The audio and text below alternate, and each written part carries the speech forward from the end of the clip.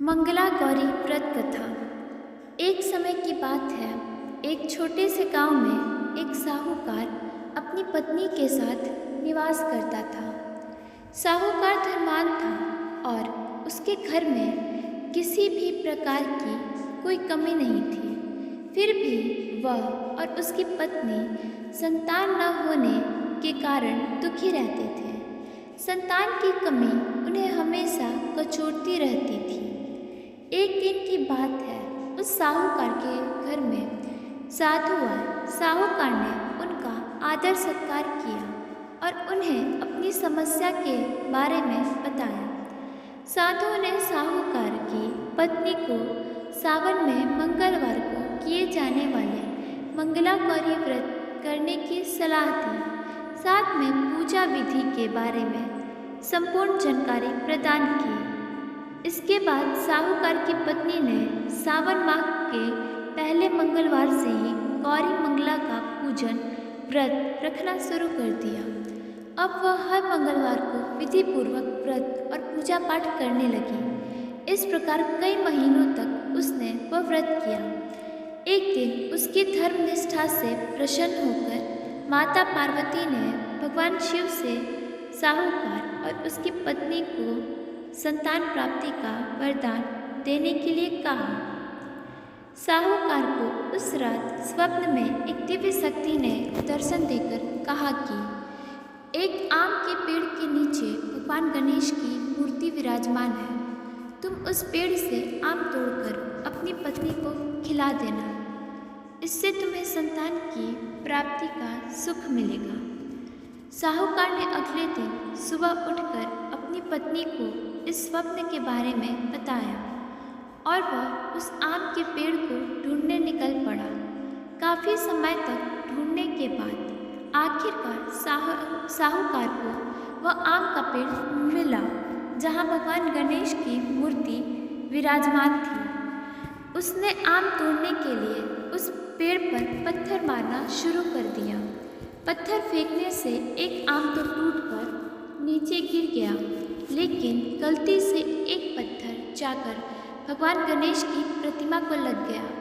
इससे भगवान गणेश क्रोधित हो गए और उन्होंने प्रकट होकर उस साहूकार को श्राप देते हुए कहा कि हे स्वार्थी मनुष्य, तूने अपने स्वार्थ के कारण मुझे चोट पहुंचाई है।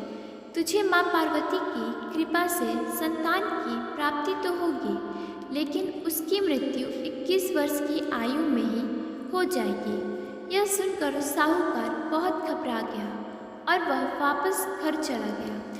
उसने वह फल अपनी पत्नी को खिला दिया और किसी को भी इस घटना के बारे में नहीं बताया।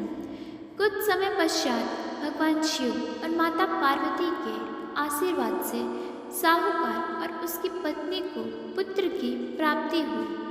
इससे उन दोनों के जीवन में खुशी का ठिकाना ना रहा, लेकिन साथ ही साहूकार इस बात से भी चिंतित था कि उसका पुत्र अल्पायु होगा। देखते ही देखते वह बालक 20 वर्ष का हो गया और व्यापार में अपने पिता का हाथ बटाने लगा।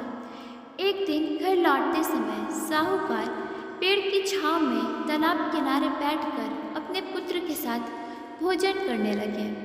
तभी वहाँ कमला और मंगला नामक दो कन्याएं कपड़े धोने के लिए आईं और कपड़े धोते हुए आपस में बात करने लगी। कमला ने मंगला से कहा कि मैंने इस सावन मास में प्रत्येक मंगलवार को मंगला गौरी व्रत रखने का निश्चय किया है। तुम भी माँ पार्वती को समर्पित यह व्रत अवश्य करना। इससे माता पार्वती प्रसन्न होती है और आप पर उनकी कृपा दृष्टि बनी रहती है। इसे करने से मनोवांछित वर और अखंड सौभाग्य की प्राप्ति भी होती है।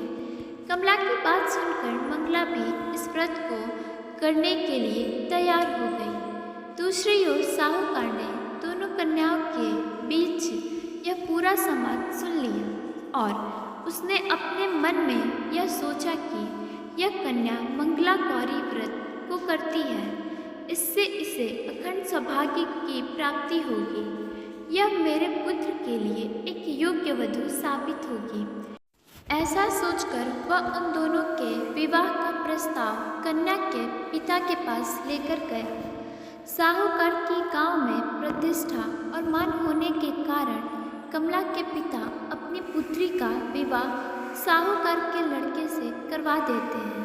विवाह के पश्चात भी कमला विधिपूर्वक मंगला गौरी का व्रत रखना जारी रखती है।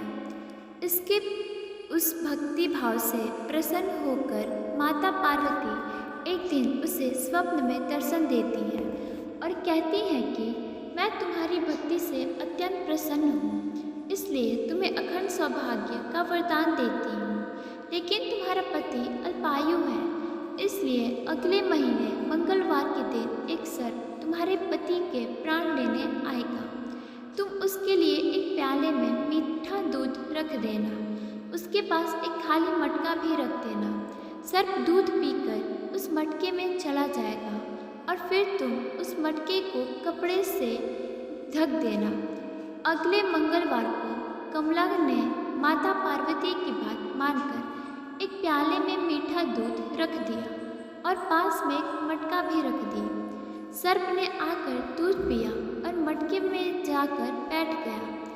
कमला ने उस मटके पर कपड़ा बांधकर उसे जंगल में रख दिया।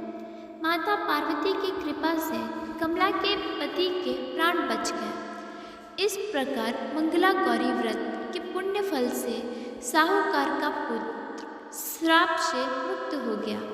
जब कमला ने घर में सबको इस चमत्कार के बारे में बताया तो सभी आश्चर्यचकित रह गए। इसके बाद साहूकार और उसकी पत्नी ने अपने पुत्र और पुत्रवधू को आशीर्वाद दिया और पूरा परिवार सुखी पूर्वक जीवन व्यतीत करने लगा।